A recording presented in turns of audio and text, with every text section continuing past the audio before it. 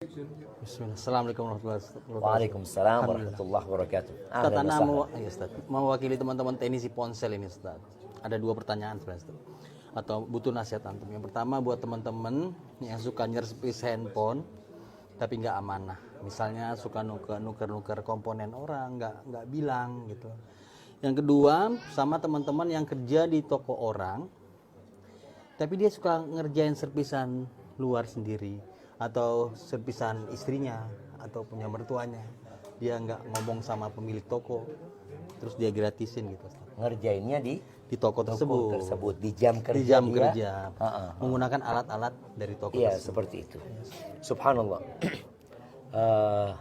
Alhamdulillah wassalatu wassalamu ala rasulillah amma ba'd. Jamaah, terkadang dunia ini membuat kita lupa dengan halal haram. Karena kita berpikir cara tadi itu membuat kita cepat kaya. Padahal enggak. Semua itu rezekinya sudah ditetapkan sama Allah Azza wa Jalla. Ada satu penyakit yang kata Nabi SAW, wala yahmilannakum istifta'ur rizq.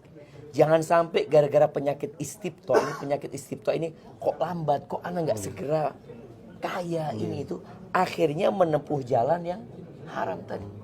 Kalau dikatakan dia menukar komponen, dia berpikir dengan dia pasang komponen yang tidak asli ini, umpamanya, kemudian dia dapat komponen yang mungkin harganya lebih mahal, bisa dia jual, dia kan dapat hasil yang lebih banyak. Padahal nggak akan berkah. Ketika tidak berkah, yang ada hidup antum akan menderita.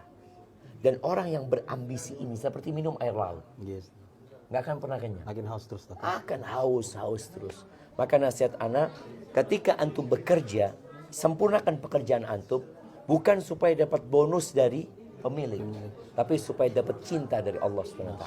Kata Nabi SAW, Innallaha yuhib.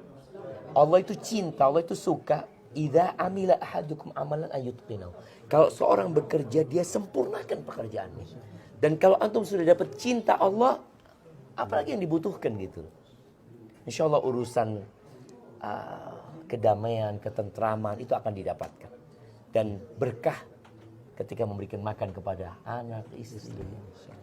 Adapun yang kedua tadi pertanyaan bagaimana ketika kita bekerja dengan orang, kemudian kita menggarap milik orang lain, kita gratiskan, sedangkan kita di tempat itu menggunakan alat milik perusahaan, ya.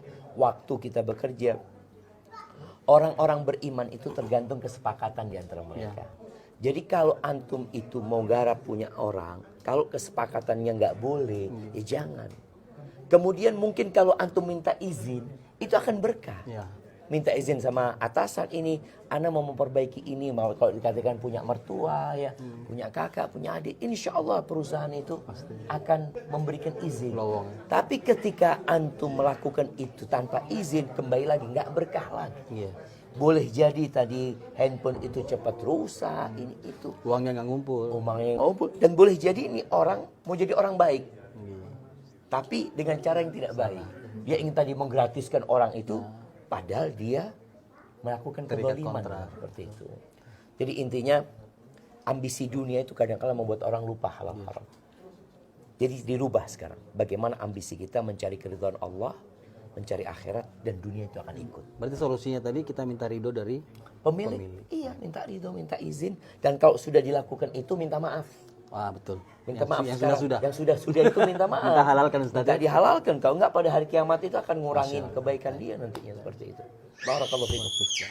Jazakallahu khair jamaah.